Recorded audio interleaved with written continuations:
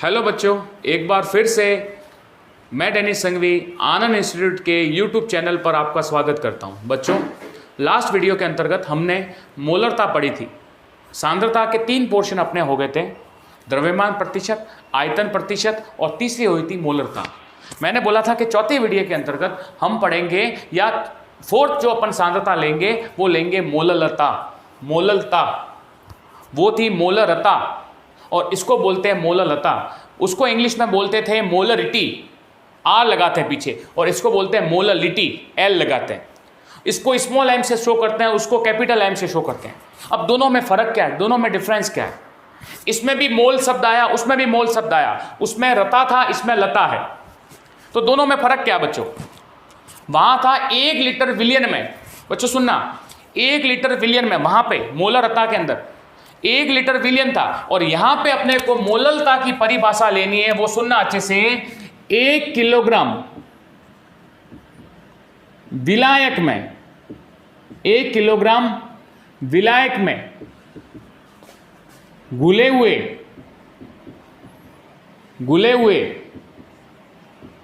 विलय के मोलों की संख्या, घुले हुए विलय के मोलों की संख्या उसकी मोललता कहलाती है। बच्चों ध्यान रखना, परिभाषा मैंने क्या लिखी है? 1 किलोग्राम विलायक लिया और वहां पे था 1 लीटर विलियन। यहां पे क्या है? 1 किलोग्राम विलायक के अंदर किसको घुला है? विलायक के अंदर कौन घुलेगा? विलय घुलेगा। और वहां पे अपने को लेना था 1 लीटर विलियन। तो दोनों में डिफरेंस समझ में आ गया होगा कि वहां लेना है 1 लीटर विलियन लेना है और यहां पे लेना है 1 किलोग्राम विलायक। ठीक है, तो इसका फॉर्मूला मैं बताता हूं। मोललता, small M, molality, small M equal to विलय के मोलों की संख्या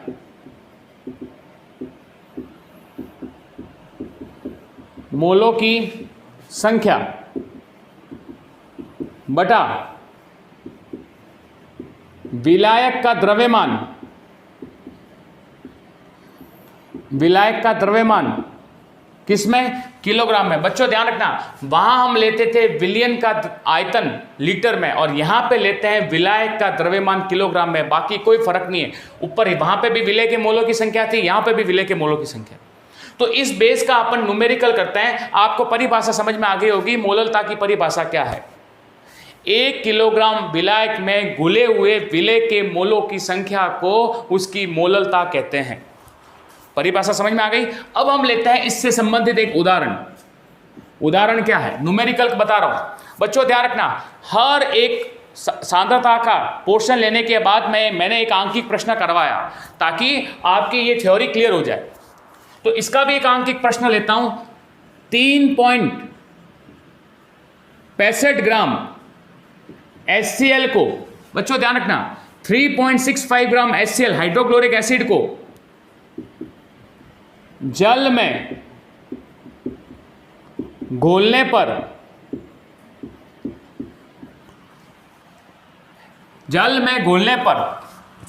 बच्चों ध्यान रखना, 3.65 ग्राम HCl को 103, ऐसे लिखना है, 103.5 ग्राम, 103.65 ग्राम जल में घोला गया है। जल में घोला गया है। किसको किसमें घोला गया है? HCl को इतने ग्राम जल में घोला गया है। तो मोललता ज्ञात कीजिए। मोललता ज्ञात कीजिए। बच्चों ध्यान रखना है, हल 3.65 ग्राम HCl को 103.65 ग्राम जल में घोला गया है। तो विलियन की मोललता ज्ञात कीजिए या HCl की मोललता ज्ञात कीजिए। हमेशा सांद्रता किसकी ज्ञात की जाती है? विलय की ज्ञात की जाती है। सांद्रता किसके रेस्पेक्ट में होती है? विलय के रेस्पेक्ट में। तो मोललता का फॉर्मूला बच्चों क्या है? मोललता बराबर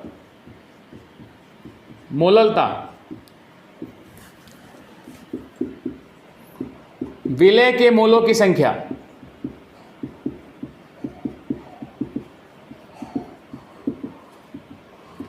बटा विलायक का द्रव्यमान किलोग्राम में। अब बच्चों आपको क्या दे रखा है, 3.65 ग्राम HCl को इतने जल में घोला गया है। तो HCl यहां पे क्या है, HCl यहां पे आपके विलय की मात्रा दे रखी है, विलय का द्रव्यमान, विलय का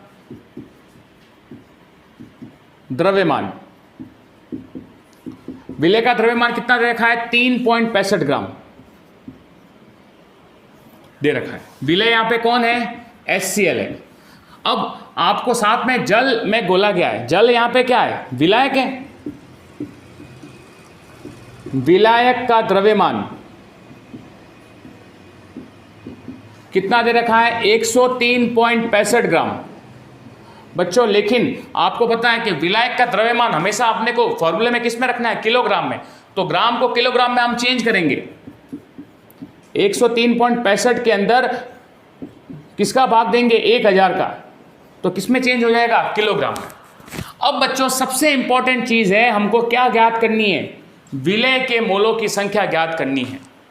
बच्चों मैंने आपको लास्ट वीडियो में भी बताया था, मोलों की संख्या, किसी के भी मोलों की संख्या ज्ञात करनी है तो किसी यौगिक के या किसी अणु के, तो उस अणु के या उस विलय के, वो विलय का द्रव्यमान के अंदर उसका अणुभार का भाग देंगे तो मोलों की संख्या ज्ञात होगी। तो मोलों की संख्या, विलय के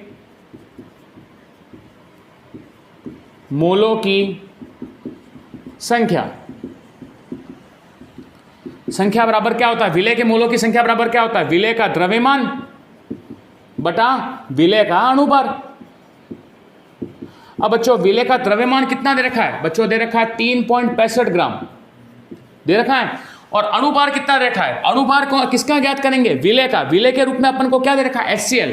तो बच्चों बताओ HCl का अणुभार कितना होगा, हाइड्रोजन का होता है 1 और क्लोरीन का होता है 35.5, तो कितना होगा 36.5। इसका अणुभार कितना होगा, विलय का अणुभार कितना होगा 36.5।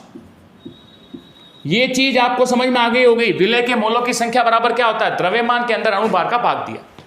अब इसको अपन सरल कर देते हैं, ये पॉइंट हटा दिया, नीचे 100 लगा दिया, ये पॉइंट हटा दिया, ऊपर 10 लगा दिया, 365 से 365 कट जाएंगे, ये आएगा 1/10। बताओ यहाँ पे मोलों की संख्या, विलय के मोलों की संख्या बराबर कितनी रखूंगा, 1/10।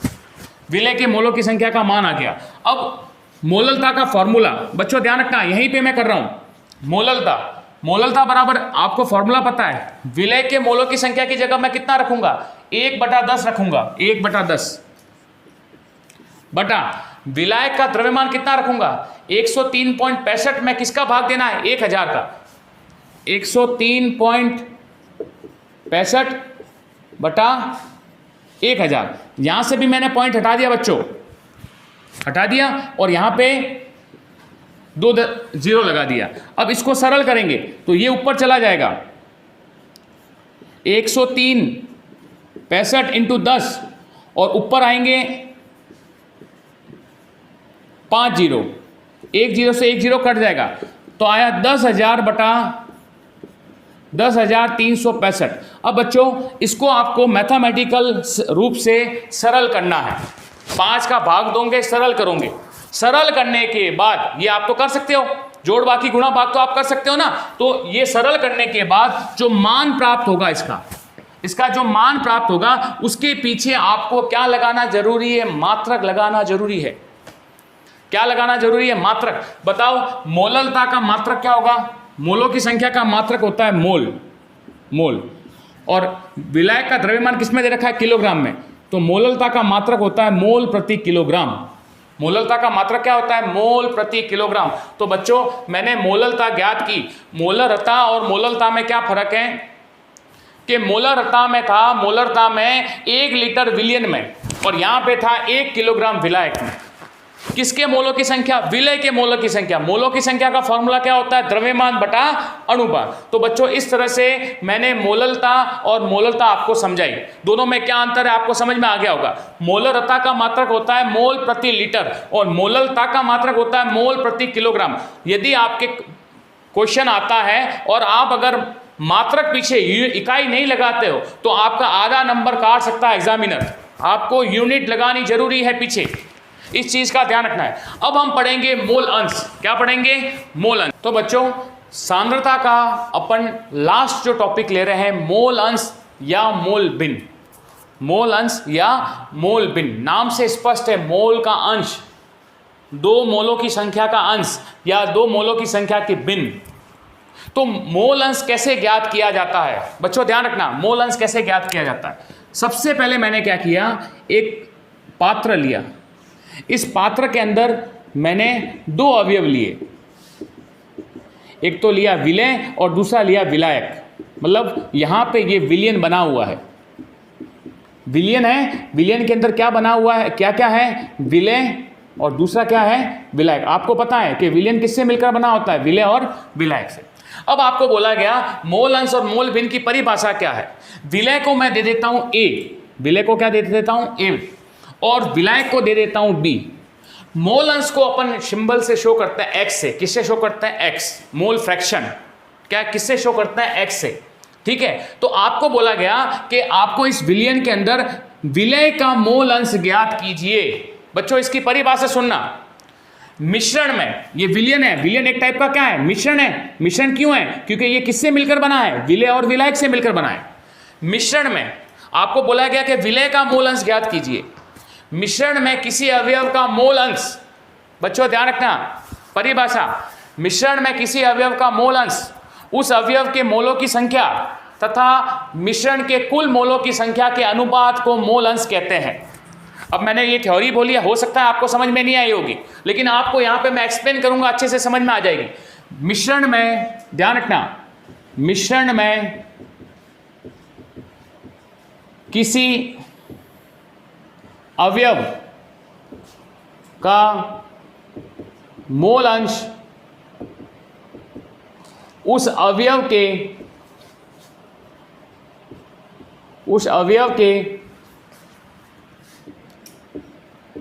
मोलों की संख्या, उस अवयव के मोलों की संख्या तथा मिश्रण के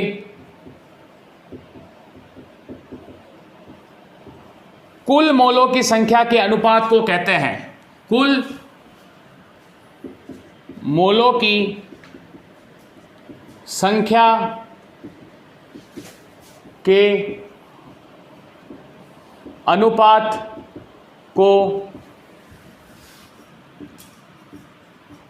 कहते हैं। बच्चों ध्यान रखना, आपको बोला गया कि विलय का मोल अंश ज्ञात कीजिए।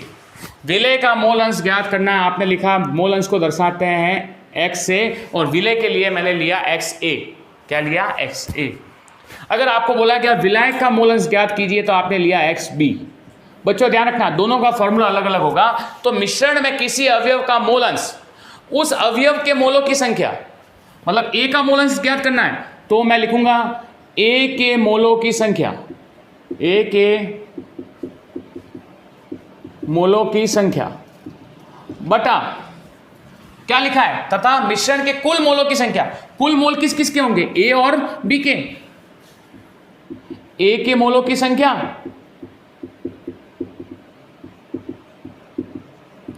प्लस बी के मोलों की संख्या, बी के मोलों की संख्या। बच्चों आपको समझ में आ गया होगा अब कि मिश्रण में किसी अवयव का मोल अंश ज्ञात करना है तो उस अवयव के मोलों की संख्या में कुल मोलों की संख्या का भाग देंगे। कुल मोल का मतलब मिश्रण में जितने अवयव होंगे उस मोलों के, उनके अवयवों के मोलों की संख्या का भाग देंगे तो उस अवयव का मोल अंश ज्ञात हो जाएगा। अब आपको पूछा गया XB ज्ञात कीजिए। क्या ज्ञात करना? XB क्या ज्ञात करेंगे? XB कैसे ज्ञात करेंगे? B के मोलों की संख्या, मिश्रण में किसी अवयव का मोल अंश उस अवयव के मोलों की संख्या, अवयव कौन है? B का मोल अंश ज्ञात करना तो B के मोलों की संख्या बटा कुल मोलों की संख्या। कुल मोलों की संख्या में कौन आएगा? A और B। A के मोलों की संख्या